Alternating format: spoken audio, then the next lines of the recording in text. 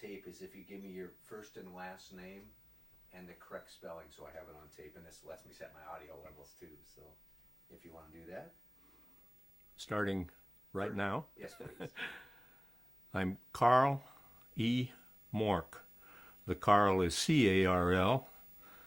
Morck is M-O-R-C-K. The E, as I used to tell my children, stands for effervescent. And what did they say it stood for? Or did they say to your face? Now you, were you born in the harbor? Yes, I was born in Aberdeen. So was that tail end of the Depression that you grew up in? I was born in 1922, so I was ahead of the Depression. And I lived in Aberdeen until the end of my junior year in high school. And my dad, who was a reservist in the Navy, decided that it was time to get me some military training because he thought there was something coming. Oh, really? And I went to school. My senior year of high school was spent at Puget Sound Naval Academy on Bainbridge Island. And I want to go and look it up again. I don't even know if it exists anymore. But that helped me considerably when I finally went into the military. Because having had some military experience, I knew how to march and how to hold a rifle and et cetera, so on and so forth, you know. Was that a high school then? Military high school? Yes, it took, let's see,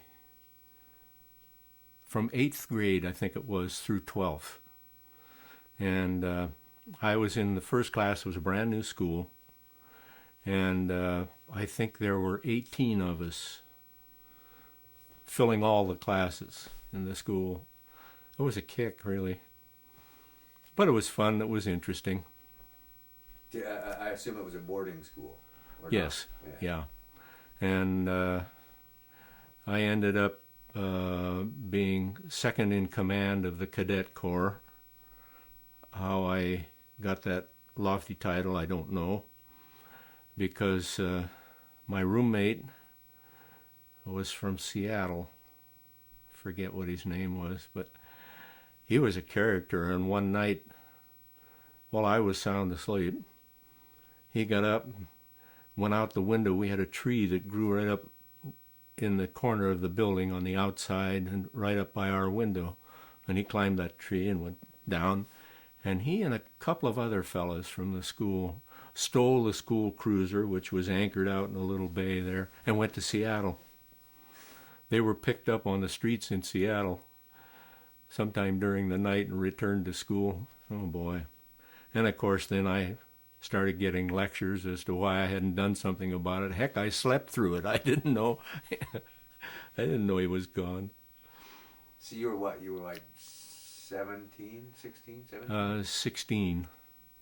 And I skipped a grade in school. I skipped the 4th grade. Yeah, 4th grade. I never want that to happen again.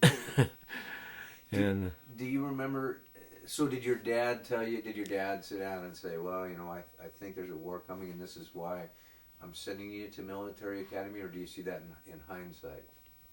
Well, I probably see it more in hindsight. But he did take me aside once in a while and kind of talk seriously to me, but, you know, didn't mean much to somebody my age at that time. And I went on after that to Washington State and had 2 years over there, and then had a little work time in a shipyard, in a small shipyard in Olympia. We were building tugs for the Army. And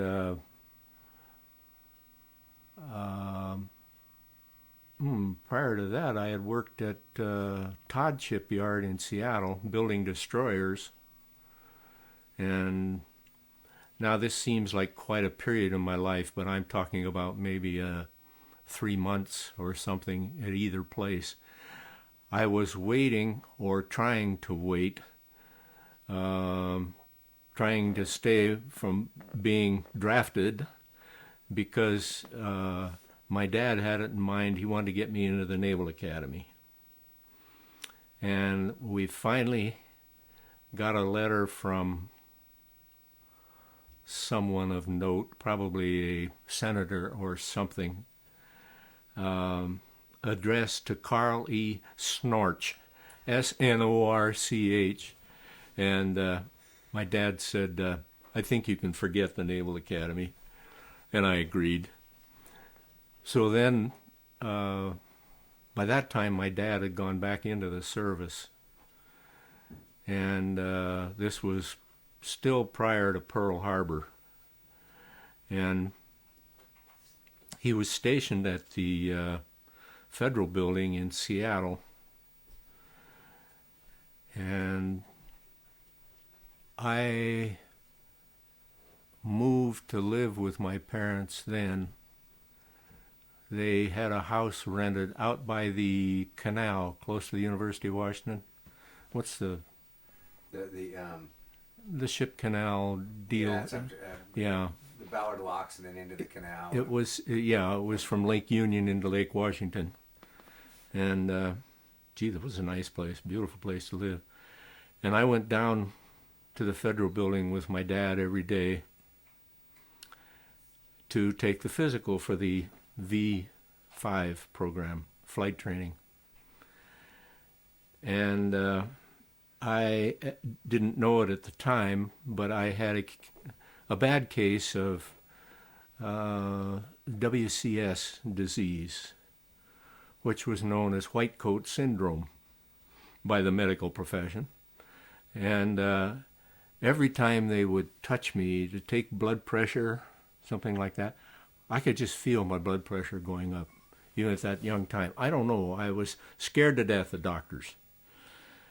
And I got so that, I would have to go through everything up to the point where they were going to do this. And I got so I pretty well knew the eye chart, and I could sit there like this and read the eye chart. But one day I had taken it, and they tried my pressure, and it was too high. And they said, go out and relax, go out and eat lunch or something, and come back after lunch and try it. So my dad and I went to a restaurant called the Rathskeller in Seattle, which I don't believe is still there, but at the time it was a very famous German-type restaurant. Their specialty being coleslaw and some kind of pasta, spaghetti type deal. So we went, and I had a great big plate of pasta and a whole bunch of, I started to say sauerkraut. No, it wasn't sauerkraut, but it was coleslaw. And they were famous for their coleslaw. It was delicious. And then we went back down to the Federal Building, and my dad said, well, go take the thing again before you go home, just see what happens. So I went up and I breezed right through it.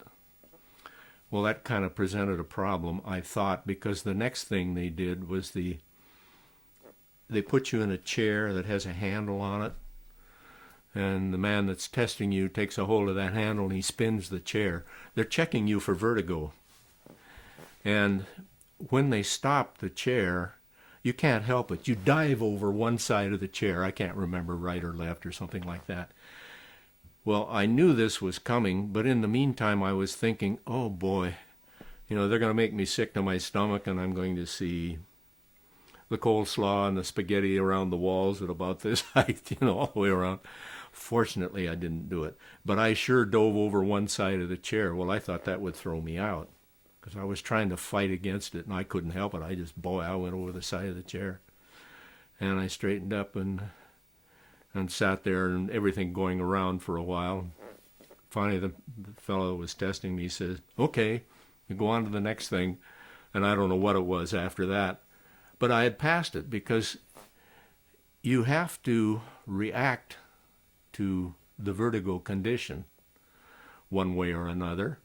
And if you don't react, then you don't pass. If I had sat stoically still in the chair, they'd have washed me out right there.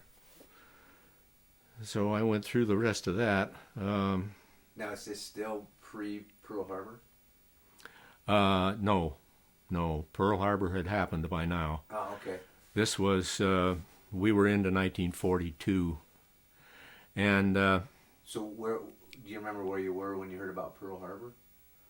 Yes, I was home on that Sunday at the place on the Sound, the home there. And I was sitting in front of the radio, and we had, at that time, one of the, what do they call them? No stoop, no squat, no squint, Philco radios. Console model about this high, but they had a slanting front. And their advertising was that you could see it without having to get down and stare at the dials and so on and so forth. And they told about Pearl Harbor. And just scared the pie out of me. I was home for a weekend, let's see, December 7th. Why would I have been home then? I don't know, but anyway, I was. I don't think I was home for Christmas vacation yet. But anyhow, reading the funny papers, and it was scary, of course, and didn't know what to do or what foot to move next and so on and so forth. So you had a good understanding, I would assume, with having gone to the military school, plus it sounds like with your dad being in the reserves and being active, you were pretty knowledgeable what this really meant.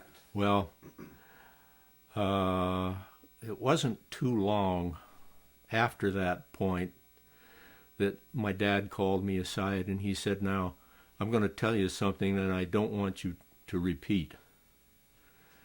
And he said, right after the attack on Pearl Harbor, when all the damage was done and so on and so forth, he said there were 1, 2, or 3 big ships out of Pearl Harbor that had been badly damaged, that were on their way to the States, that they were going to put them in Bremerton, probably San Diego, into big shipyards that could handle the repairs on them. And the shipyards, of course, in Pearl Harbor had been damaged, and the ones that were operable were very, very busy. So they were bringing these ships back, but the ships, the fastest one could only make 6 knots. And they were scared to death that the Japanese were going to follow them. But of course they didn't. They were not even aware of it. But he said, "Don't you dare mention this to anybody." And I think now is probably maybe the second time I've mentioned it to anyone. A very frightening, sobering thought at the time. And of course the whole West Coast was alive with activity. The Japs are coming and so on and so forth. We called them Japs then. I don't since. We have many very close Japanese friends. Was your dad in the reserves at that time, or was he? And he was active in the federal building then. And then, I don't know how much, well, it wasn't too long after that. This was in the spring of 1942. And not long after we had taken Guadalcanal in the South Pacific, my dad was transferred to Guadalcanal on Admiral Turner's staff down there. He was liaison officer. Exactly what that meant, I don't know. But it was kind of rough and tough there. And then I was accepted into the V5 program, but I wasn't called until the fall. Let's see, I can't remember the timing on this. Anyway, the first place that I went was to the YMCA building in Yakima with a group of other fellows that were in the V5 program. I learned to play handball there, which we did in our spare time. And we were in the, what did they call it? The Wartime Civilian Training Air Force or something. It was a college-type program where they taught you to fly. Some of the various schools had it. We were under this jurisdiction there, and it's before it became a definite part of the training command in the Navy and had a Navy title. But we were flying small single-engine monoplanes, Piper, Taylor Craft, those type airplanes. And one day, while these planes were being flown, we had the dreaded Willowa show up, which here in the Northwest is a pretty good wind, and it can be warm. Well, in Yakima, when this blew, it was a warm wind coming from the east and blowing very hard. And there were several very green pilots. Fortunately, I should say, I wasn't one of them, who were up in the air at the time that this hit. And in bringing these fellows back to the ground, the planes would come in, and as they approached the field, they were practically over the field and coming straight down like this. They were going ahead through the wind, but they weren't really moving over the ground, just coming down. And there would be instructor pilots out there to catch the wings as they hit the ground and hold the wings while they taxied back out of the way and keep them on the ground, because the airplane with just a touch of power would have gone right back up into the air again. Quite a thrill for the fellows that were up, scared some of them half to death. But I didn't happen to be up that day. I was very fortunate. Anyway, we went through that training there. Then I think my next stop was Monterey, California, where it was strictly physical training and book work, navigation, mathematics, everything, so on and so forth. So when you say physical training, what? A traditional boot camp? They attuned to boot camp. We had wrestling, boxing, track, no football, some basketball, but they pushed the sports that were more individually physically stimulating, I should say. And we were assigned a major sport, which was the one we really concentrated on. And they gave me wrestling, of all things. And I was, I guess I'd attained my initial height, which was 6'2" at the time. And I weighed about 165 pounds. And I was kind of like a matchstick. And I thought, oh boy, somebody's going to break me in half, in wrestling. And we had a lot of practice bouts and so on and so forth, which I always managed to end up being the guy flat on his back. I was not good at wrestling. And then we finally had our final match, which was the big one, before they passed us on to another major sport. And my major sport in high school had been swimming.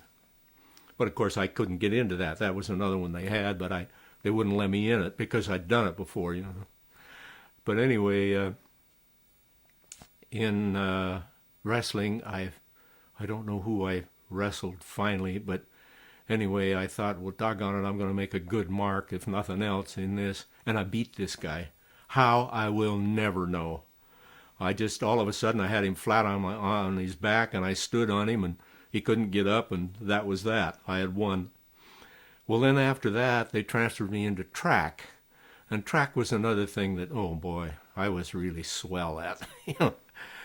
But one of the fellas, I had a platoon. I was in command of a platoon, and one of the fellows in my platoon had done a lot of track work in high school. And he was in track also.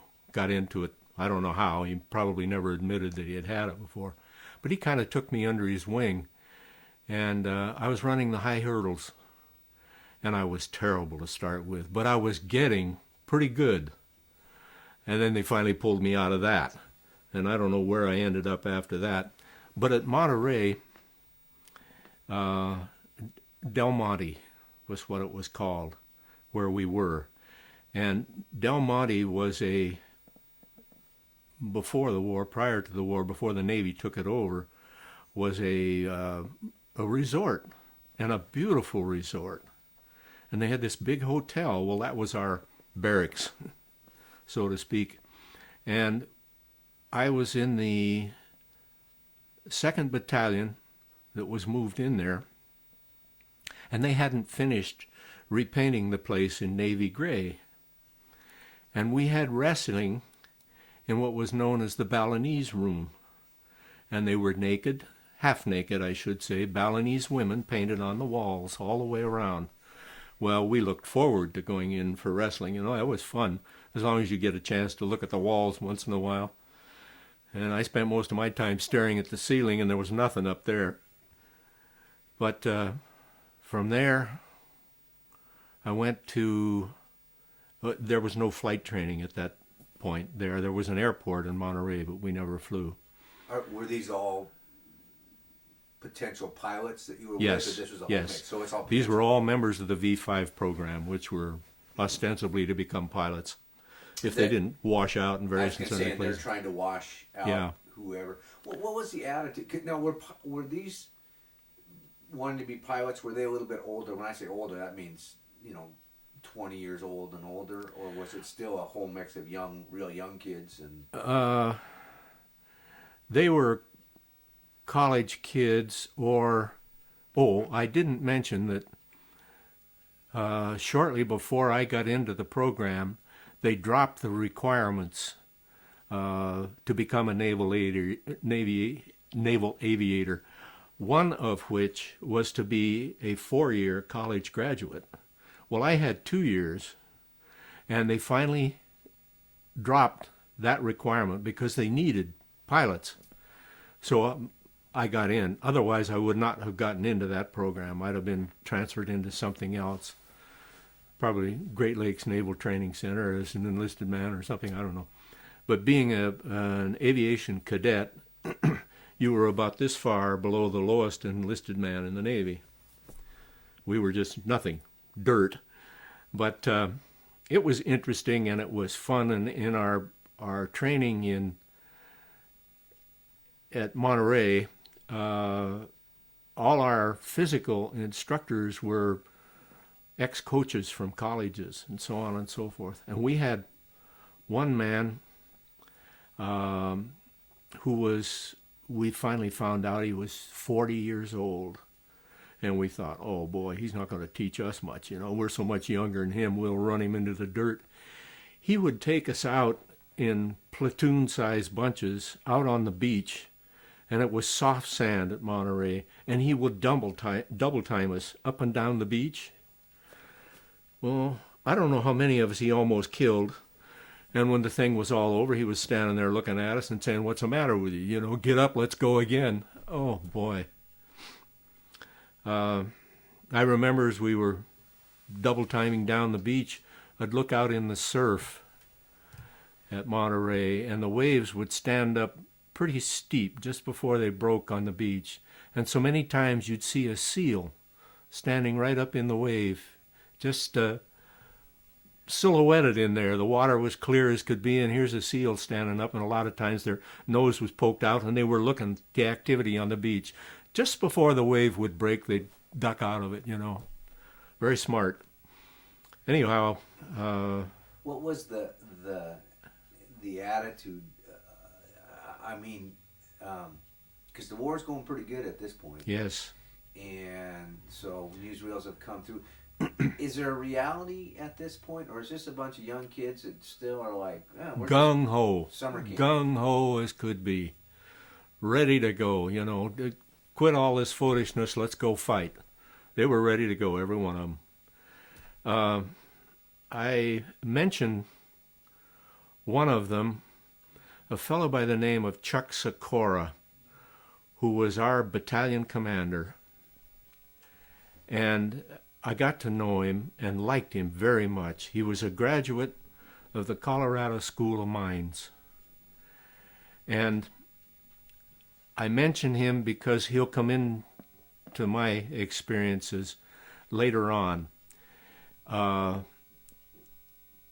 the time we left Monterey, let's see, the group I was in was going to Hutchinson, Kansas for flight training in the Stearman airplane, a biplane, 2 cockpits, open. And just before we left Monterey, Del Monte, this Chuck Sakura in boxing had gotten his nose broken. And it was a pretty bad break. So they had him in the hospital for a period of time, and he was behind the rest of us about 2 weeks. Anyway, then he followed us all the way through training, but he was always about 2 weeks behind. I kept hearing about him. And we went from Hutchinson, Kansas, down into Florida after we graduated flight school in Hutchinson, where I fortunately ended up being battalion commander. But this is where my previous training had paid off, and they were looking for guys that would accept this kind of a responsibility. Well, shucks, I had enough worries of my own. I didn't want to worry about those guys, and so on and so forth. And I didn't have an awful lot to do. It was just a title to help buoy me along in my fabulous career. Anyway, when we left Hutchinson, Kansas, we went to, where did we go from there? A field in Florida, out on the western end. We might have been associated with Pensacola, but we weren't at that time, to my knowledge, where we flew a basic trainer that was a single-engine low-wing airplane known as the Vaulte Vibrator. It was a Vaulte airplane, and we had very little time in them, enough to solo in them. And I was, at that point, I was not too trusting of that airplane because it only had one wing, and I'd come out of biplanes, and I loved those 2 wings.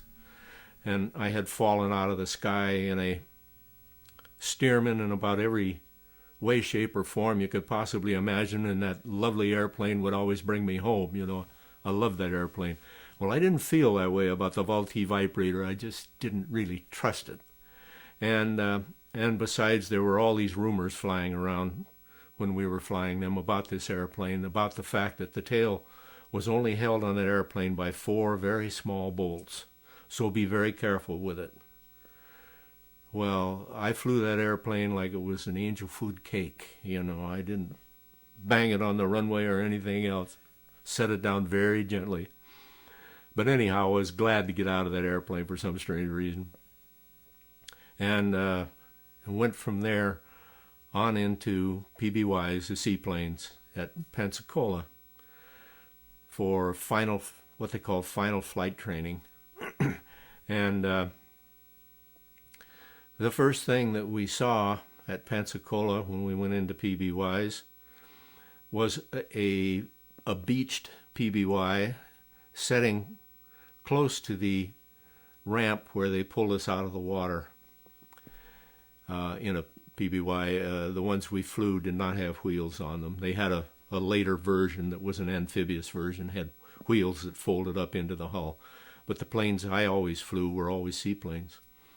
Anyway, this one was setting up on the beach, and the engines were out of it, and it was just kind of nosed up on the beach.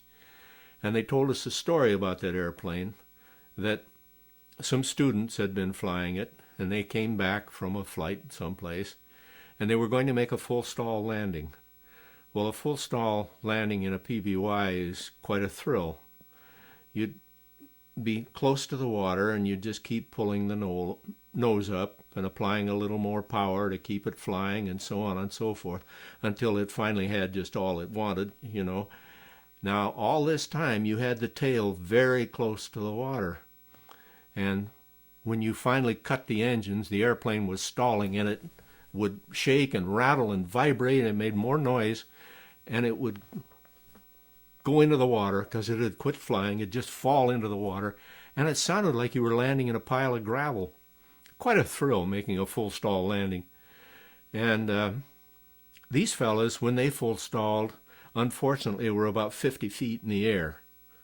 So when they hit the water, the engines kept right on going. And the engines were above the fuselage, up in the wing, and you could look back at them just slightly from the cockpit. And they were the propellers were going around about this far back from you, sitting in the front seats. And they went through the hull on both sides, just like saw blades, and cut the holes in the hull, and when it landed in the water, it's promptly sunk. But fortunately, there was no one sitting in the navigator's seat back behind the pilots. So nobody was hurt. These guys got out. And I don't know what happened to them, whether they were washed out of the program or just said, no, don't do that again. You know, it's tough waste of airplanes. So that was your, they had that set right there. So your introduction as you come in for the new pilots I guess they just left it there as an example of what not to do. And of course we had to learn not to do that. Were they pumping pilots out just as fast as they could? I mean, did they kind of skip some of the training parts, or? They had,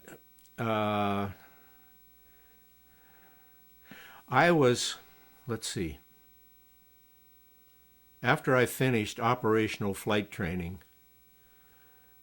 then I was sent, after I finished final flight training, I was sent from there to Jacksonville Naval Air Station, which was out on the east coast of Florida on the St. Johns River. And this was called operational flight training. You would be trained to fly the airplane as you would fly it in combat, supposedly. And to this point, I really can't recall a whole lot of difference from what we were doing in Pensacola, except that that was pretty much basic, learning to take off, learning to land, learning to turn it, and so on and so forth. And I finally picked up a few traits of a PBY, as most everybody did that flew them for a while. It was very heavy on the rudders. It did not have power-assisted rudders. And all the fellows that were flying PBYs for any period of time seemed to develop large calves in their legs because it took a lot of pressure on that rudder. Well, what I learned, it was after I was in operational flight training and flying for quite a while, you could just tip the airplane, turn the wheel, and use the ailerons, tip the airplane, the rudder would fall over on that side, and you'd just ease back just slightly on the yoke, and you'd make your turn, you know. You could even take your feet off the rudder pedals. Very stable airplane, good airplane, fun to fly, but it was a truck. And it was, let's see, I think I had gone to Jacksonville out of operational flight training, and we heard about a crash that had occurred back at Pensacola, and it was a nighttime crash. We were taught to not get too close to the water at night unless you were landing. don't come down and make a turn or anything like that. Try to fly away, because if the water was smooth, if there was no wind, the water would be very glassy. And it didn't even have to be dark. It could be dusk. And you would lose your depth vision, depth perception.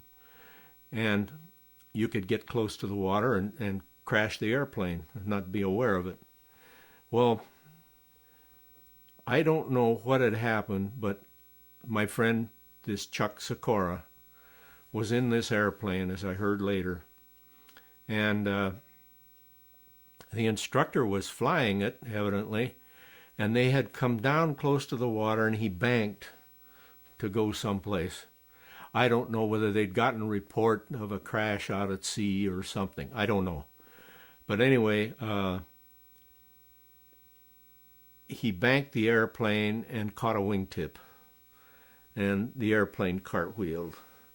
And it's a big airplane. It had 103 foot of wingspan, and it cartwheeled, and when it did, it killed everybody on the plane.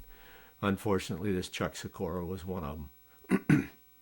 Well, not all the deaths in World War II occurred in combat. There were a ton of them in training, various and sundry types of training. But that saddened me very much, because he was a real nice guy, very capable, very intelligent, and he would have made a great naval officer. Anyway, when we got to Jacksonville, then we were commissioned. We were taken into a big auditorium and given a very fiery speech by a Marine Corps colonel, who told us that now that we had completed our flight training and were ready for commissioning, could choose whether we want to be commissioned as Marine Corps second lieutenants or ensigns in the Navy. And I chose the Navy. Naturally, my dad was already in the Navy, so I chose the Navy. But a lot of the fellows went into Marine Corps. And our training, flight-wise, was the same. But this was 13 months from the time I had started my flight training. Now, when the war first began, there was an immediate surge of people going in, volunteering, and so on and so forth. A lot of those fellows that went into flight training that early were commissioned in 6 months. A lot of them were sent to San Diego in fighters, flying F-4F fighters at the time, and were ordered aboard carriers that were out off the beach, and they'd fly out of San Diego and go out, land on the carriers, and they had maybe had at most a half a dozen carrier landings, 2 or 3 of them in a 2-place airplane, and then solo, and a carrier landing, which I have never made. I was never trained as a single-engine pilot. Were very hairy, very hairy. The F-4F fighter had a very narrow landing gear, and they would, depending on wind conditions on a carrier deck, they could tip over on one wingtip and cartwheel around, go off the deck into the water, so on and so forth. Anyway, as they were building up all this tremendous number of people that were coming through the training program, I guess the Air Force was going through the same thing, they stretched the training out. Well, I went through my final flight training at Jacksonville, and let's see, then I got my first leave from when I'd first started in the Navy. And so I came home to the Northwest, and I don't know whether I had 30 days. That seems awfully long. Maybe I had 2 weeks or something like that. And then I was ordered back to Jacksonville as an instructor pilot, a rather junior instructor pilot, I might add. But a lot of the fellows that had been in my class that had graduated there at Jacksonville were sent to PV type aircraft, which were low-wing Lockheed bombers. They used them also for observation work, so on and so forth. They were fairly fast, but they were land planes. And these fellas went through training someplace and were transferred up there into the Alaskan Territory. And one of my close friends, a guy I'd gone through training with, a fellow by the name of Ralph Ianni, I-A-N-I, Italian boy who was 6'4". And the reason I mention that is because he used to come forward when it was his turn to fly in the PBYs. He'd come forward up into the cockpit, and there was one of these egg-shaped, or not, oval-shaped hatches to climb through into the cockpit. And he would climb through there, and he would straighten up, and every time he bumped his head on the throttles that were hanging down there, and it accelerated the airplane a little bit. I never learned. I don't know. He must have had a constant bruise or dent in his forehead. But he went out on a flight in a PV as a navigator. And I was worried about that when I heard that he was a navigator on these PVs, because he was never good in navigation. And they were going down toward the Kurils, the islands north of Japan, and bombing. And they would generally get chased home by a Japanese fighter as far as the Japanese could go, ran out of range. But he disappeared on one of those flights, so there was another friend gone, But so there, while you were in and training I was, and a trainer, a lot of people you knew were shipping off to go. I assume yeah. at this time mostly to the South Pacific. Is that Well, Alaska, and they went to Commandant South Pacific Forces, so on and so forth. And they went to various and sundry places all over the South Pacific, depending on what kind of airplanes they were flying. Is it the type of situation where you actually made strong friendships with these people that were... In a very brief period of time. Yeah, it's amazing. You stop and look back how close some of these friendships were, really.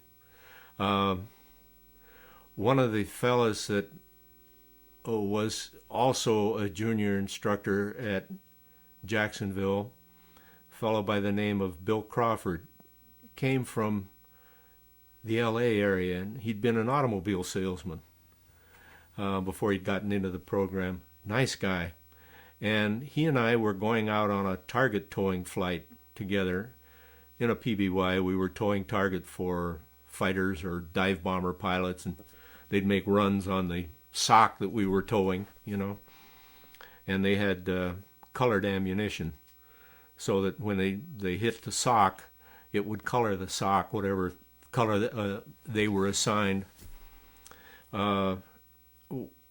We were getting ready for this flight, and I went over to meet him in his quarters, and he was getting dressed, and he opened a drawer, and here was a great big picture of a very attractive woman. And I said, "My gosh, that's a good-looking woman. Who's that?" And he said, "That's my ex-wife." And it was a movie actress by the name of Jan Sterling.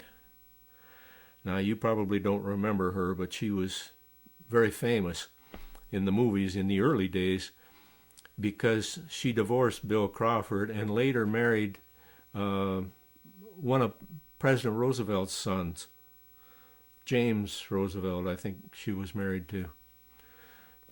Anyway, my touch of fame. And that was who she had divorced, was this guy. Wow. Did you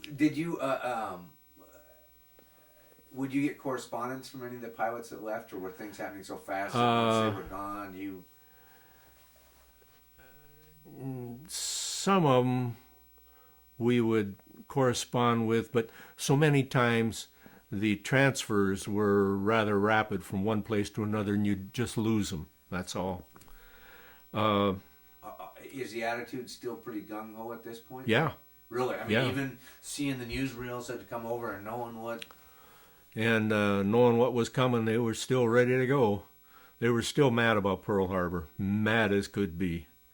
And that was always pushed. Well, of course, in the spring of '42, they had the Battle of Midway, which we won rather decisively. And that was a tremendous boost to morale.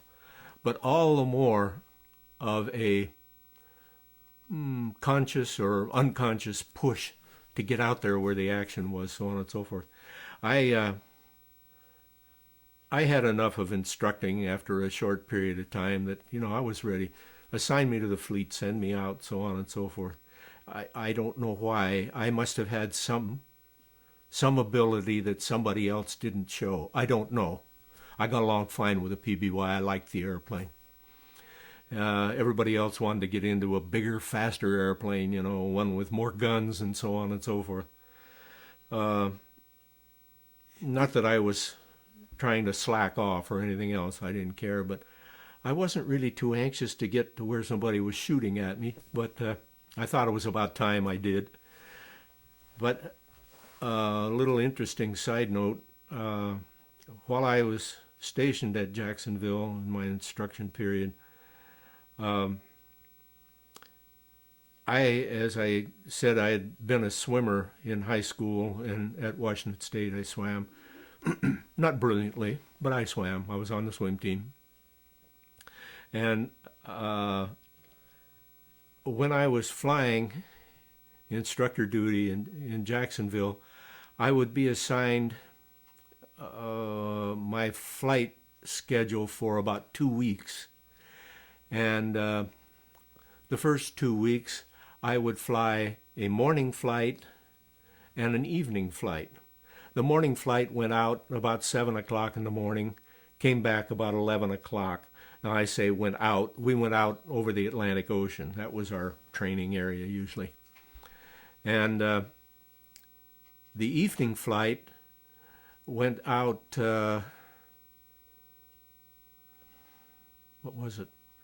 about 6 o'clock and came back about 10 o'clock.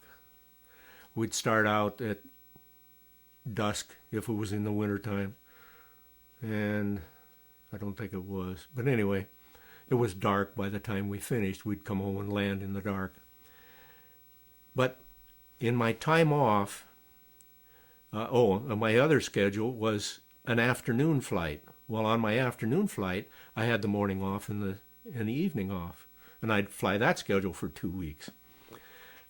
Well, when I had my time off, be it in the morning or in the afternoon, I would go to the Officers Club pool and swim. And there was usually just one other fella there. Turned out it was Robert Stack of the movies. And we never formally introduced ourselves to each other, but I knew who he was. He didn't know me from dirt, and it didn't make any difference. I never saw him in the water, but he was always out lying on the side of the pool or sunning himself or something like that.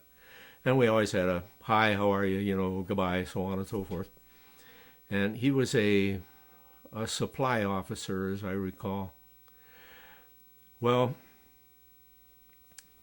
one evening, I got a phone call, and it was from a girl that I had known in Olympia, and she was stationed at one of the outlying fields. She was a wave in the Navy, an enlisted female, and she wanted to know if I was the Bud Morck that she had known in Olympia, and I said, sure, I was.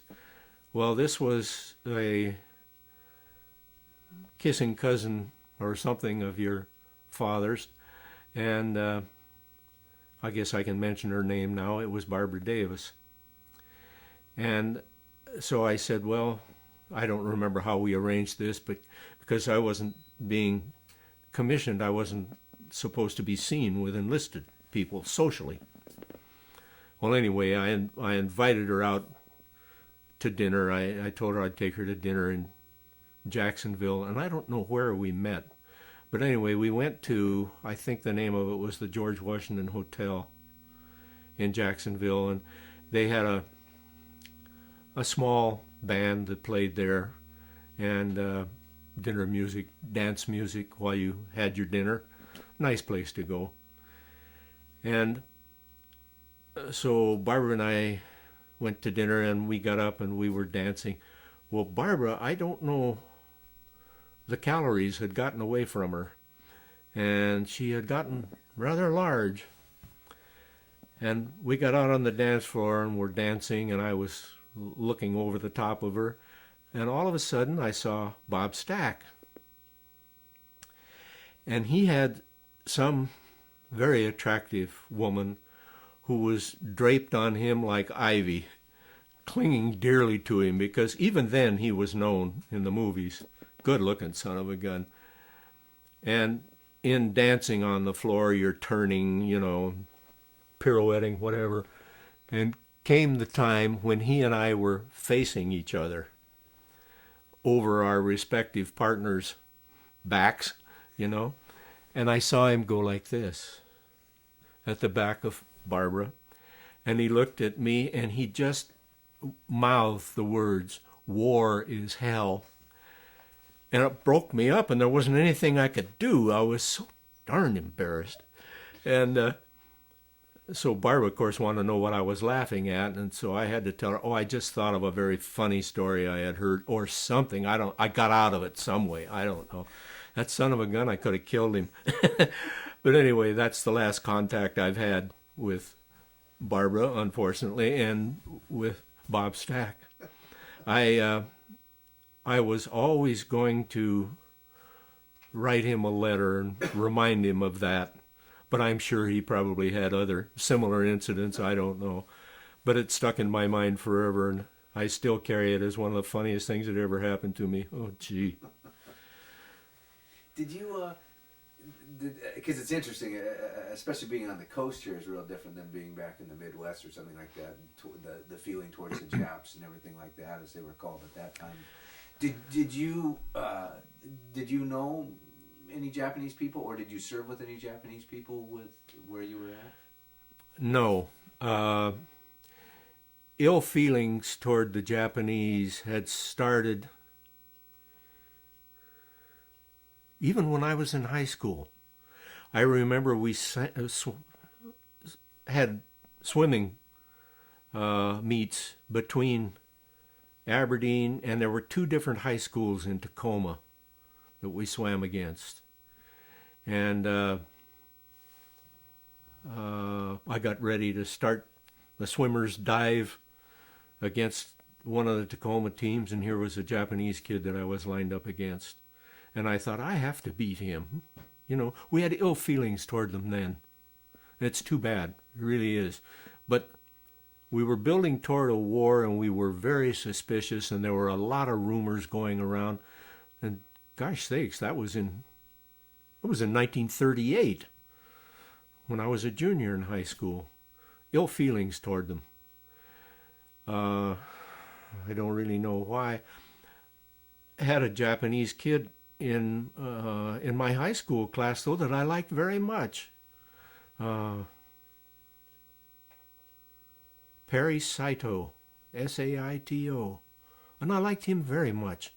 We weren't close friends socially or anything like that. I don't know why, we just weren't. But at school, we were good friends, you know, and always spoke to each other and stood and chatted and so on and so forth whenever we had the chance. My understanding, he's dead now. When I went to my 50th high school reunion, he was dead then. It sounds like you had a pretty good knowledge of military and world history because of your dad, or was it because of school? Was it because of your dad? Probably a lot of it, yeah. And of course, being stationed primarily on the East Coast, my war, frankly, at the time was always with the Japanese, even though I was on the East Coast and we were winding down the war with Germany.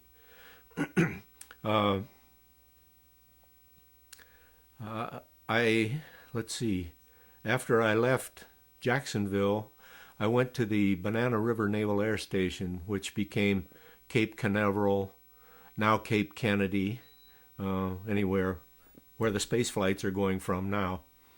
But at that time, it was a very small naval air station, and it was on an isthmus of land that was off the coast into the Atlantic Ocean. There was the Indian River behind it, which was a long waterway, salt water, that I guess you could travel up the coast a considerable distance in this backwater area. At that point, it was called the Indian River, but it probably had a different name further up the coast. All I can remember from that Indian River that stuck in my mind was when we would make night takeoffs in PBMs then. You could see the phosphorescent trail in the water. Beautiful, just absolutely beautiful. Behind you, and the airplane would lift off, and you'd see that glow just disappear as the water would settle down, you know. That was pretty. How big a crew? How many? A crew? Yeah. In PBMs, I think we ended up with a crew of, it was either 7 or 9. We had 2 pilots. The third pilot, well, I was a PPC, patrol plane commander. Then I had a first pilot and a second pilot. And then we had a flight engineer, and we had gunners, which were radio men or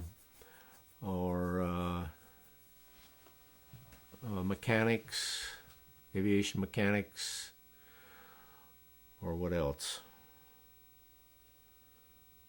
So I don't know. But in all of the, you had a lot of kind of free time because you had to get up and get your fly hours in and everything like that. Were there any maybe excursions that weren't approved that maybe you took off on sometimes? No, we never had use of an airplane that somebody didn't know about. We used to fly primarily south off the East Coast. That sometimes went as far as Cuba. We went to Cuba a couple of times, and we went to Puerto Rico. And we were, at that part of the war, I was attached to a training squadron there, but we were also a backup coastal patrol. We could be called on for most any kind of duty out of there. Incidentally, out of Jacksonville, while I was an instructor pilot there, I was called for a flight to go out and investigate a hurricane. And this too sticks very vividly in my mind because I was still a pretty green pilot. And I had a senior officer who was in command of the airplane who got up and went back in the storm to get a sandwich back in the airplane and left me with a navigation instructor who was not a pilot, who came up and sat in his seat. And we were flying through awful crud, and the airplane was bouncing all over the air and so on and so forth. And he left it to me, and I was just scared green. I'll tell you, oof. Very scary situation. We went into the hurricane at about 500 feet. Let me tell a little story first. Prior to the war, ships traveling in the Atlantic would broadcast weather reports of the area where they were every hour at maybe on the hour, maybe at 10 after the hour, or whatever they were assigned time, but they would broadcast these reports. Well, of course, at wartime, that ceased. They didn't have those reports.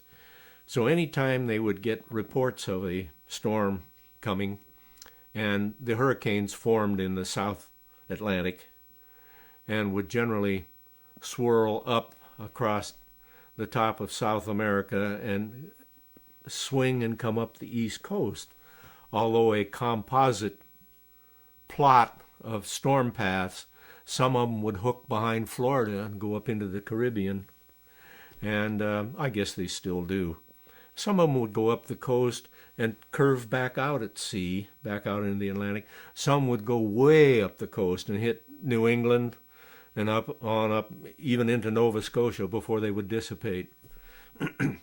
So the weather people, National Weather Service, wanted to know what these storms were doing, what path they were following, the speed they were going, what the intensity of the storms were, and so on and so forth. Well, when we got assigned a hurricane patrol, we flew into them. And we were after the eye of the hurricane. Well, you get into the eye of a hurricane, it's very calm. The seas are pretty calm. There will be rolling swells in there and so on and so forth. But getting to that point is a lot of fun. And, we got bounced all over the place.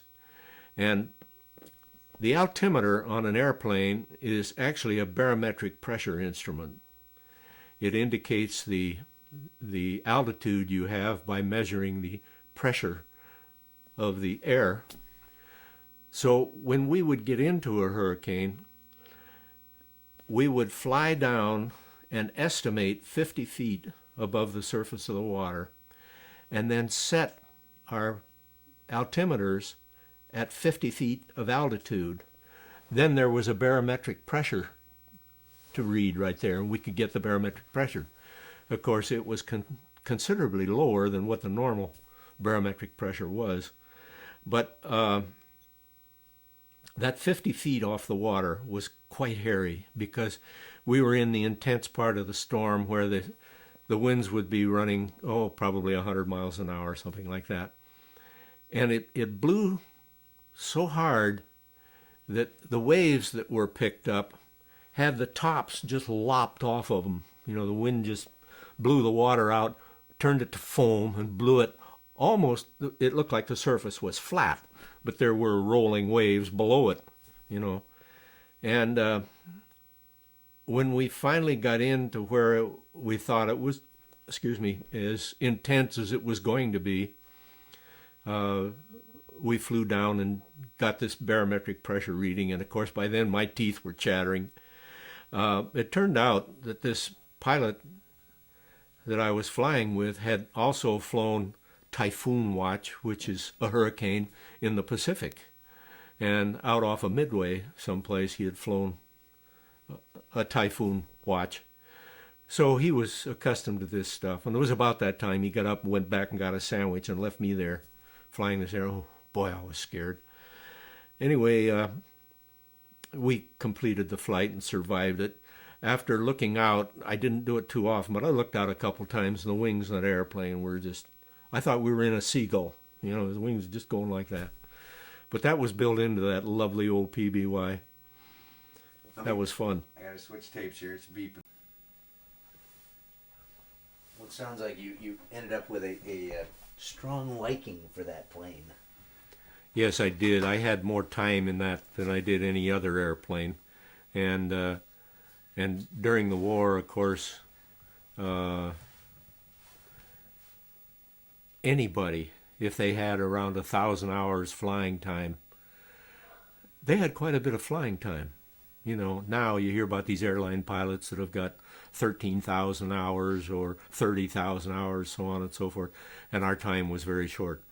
But after all, there was a war going on, and we were being rapidly trained and brought into a lot of them, most of them, into combat situations.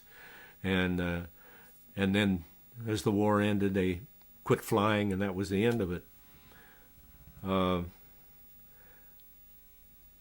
our pilots adequately trained? I mean, so adequately or well trained? I mean, because you had to do it fast. Well, I can kind of explain this by saying this. By the time I was commissioned, it took me 13 months to get my commission. The fellow who ended up being my first pilot, John Gracie, he lived in northern Minnesota someplace. He signed up or became active in the Navy 1 month after I did.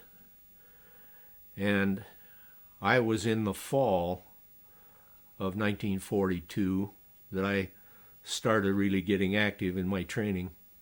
And he started his a month after that. It took him 24 months to get his commission, 2 years. In that time, I had already had my 13 months of instructor duty after completing all my training and so on and so forth. So the pilots that were being turned out by that time were becoming very experienced and had a lot more training. The airplanes had improved, not particularly the ones I was flying, because when I started flying PBYs, they were obsolete. They were first assigned to the Navy in about 1933. But it was a good airplane, and we had a lot of them, and it was one of the few airplanes that we had that were something to fight with when the war started. Well, the Japanese eliminated a lot of those PBYs because they'd catch those planes out flying, and with their fighters, they could eliminate them in an awful hurry. But the PBYs ended up being very active in the South Pacific in the Black Cat squadrons, which flew at night, and they would fly all night long from their bases off of a aircraft tender or from a fixed shore base someplace and attack Japanese targets a long ways away in the dead of night, and they'd fly in singles or pairs or maybe triples and come home and land just before dawn. They're a workhorse, right? Yes. They're steady as she goes. Yeah. Just anyway, I was, let's see, when I got through my training at Banana River, I was transferred to the Alameda Naval Air Station, which is across the bay from Oakland, San Francisco Bay. And right after we got there, the Japanese surrendered.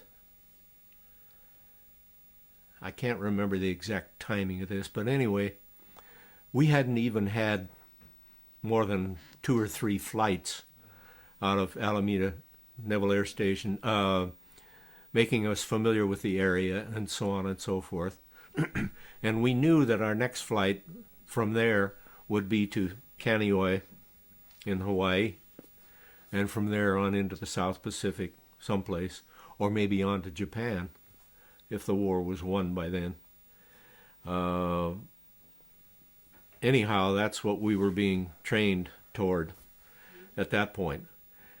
And we were shown that if we were out at sea from NAS Alameda, and it became fogged in, we couldn't get back in there, so on and so forth. We'd fly north up the coast and then go inland through a gap in the mountains, the coastal range, to Clear Lake in Northern California, which was our alternate landing place. And we were taken in there and shown the area once, and then flew back out to sea and went back down to San Francisco Bay. And it was kind of funny, something of interest.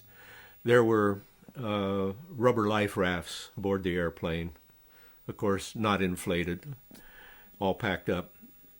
But they had fishing kits in them in case these planes were on patrol and they were forced down at sea, and these guys had to survive for a period of time. They could fish. Well, as it turned out, most of these fishing kits in these airplanes that we were flying had not been examined. The fishing kits were all gone because these planes on their own, they would get up into the Northern California area and go into Clear Lake, and they'd land and they'd troll. Had the engines on idle, and they'd troll. I never heard anybody catching anything. We never did it. Not smart enough to do that. But shortly after we were at Naval Air Station Alameda, they dropped the points that we had to accrue in order to get out of the Navy, if we weren't going to stay in, so on and so forth. Well, my whole crew got out and left, went home. And I had to get another half a point, which I accrued at 1/4 of a point a month. So I spent 2 more months at Naval Air Station Alameda. And I have often wondered, I wasn't heading home to anything in particular. I wasn't going to go back to the hotel business that my father was in. And I should have stayed in. I could have had a nice career. And they were dying to have pilots stay in.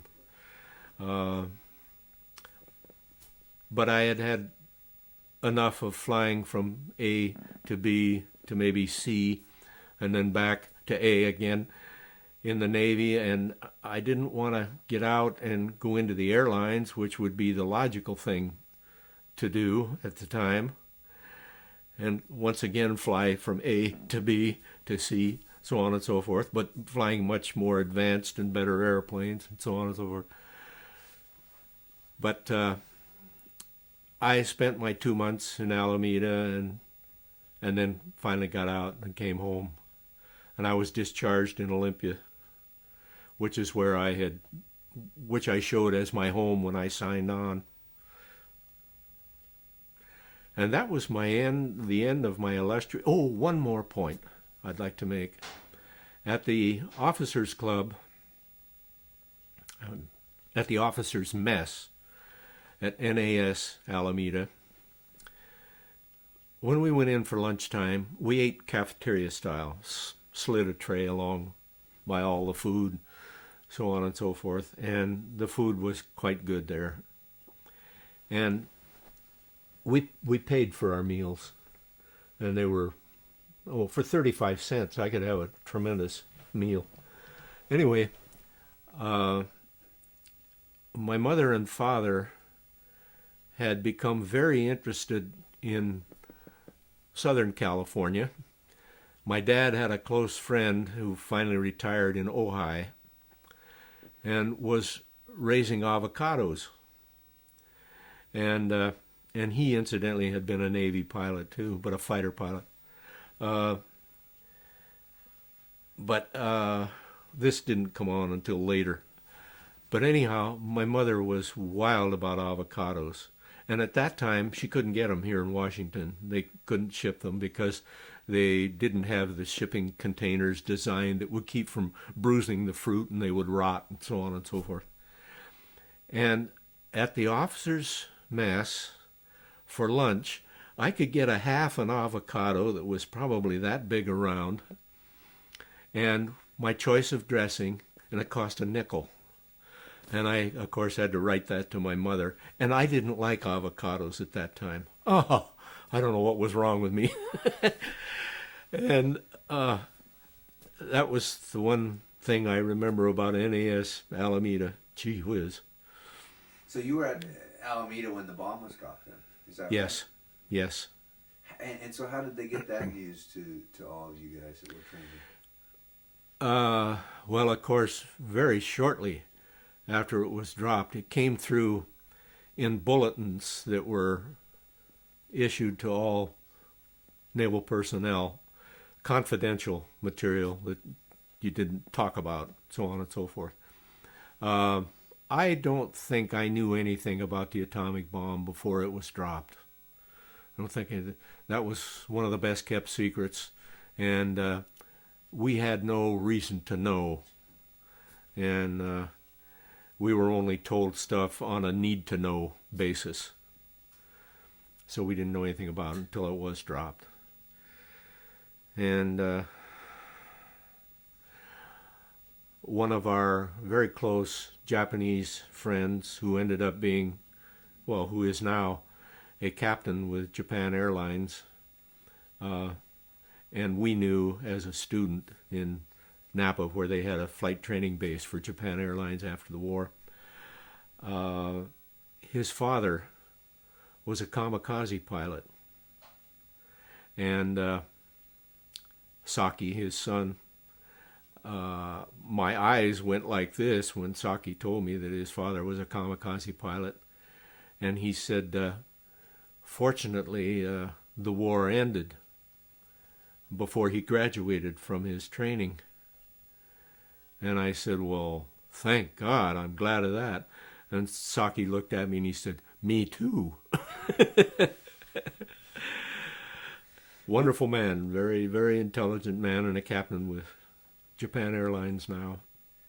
Do you wish you got sent overseas, or are you kind of glad in retrospect that maybe you didn't have to go over there? Well, I don't know.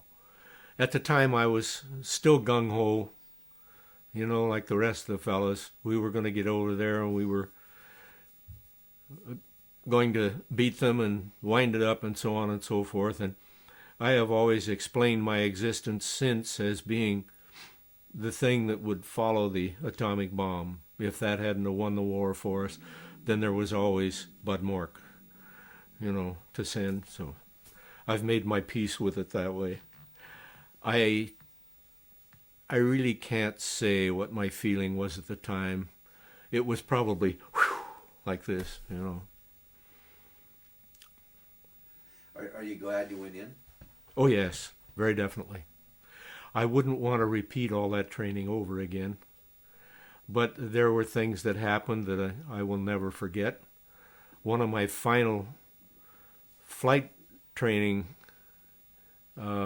flights at Hutchinson, Kansas, in Stearman's, was with a man who, when my friends and I walked out to the flight line to see what our flight schedule was for that day, looked and saw my name next to this instructor's name. I forget what his name was now.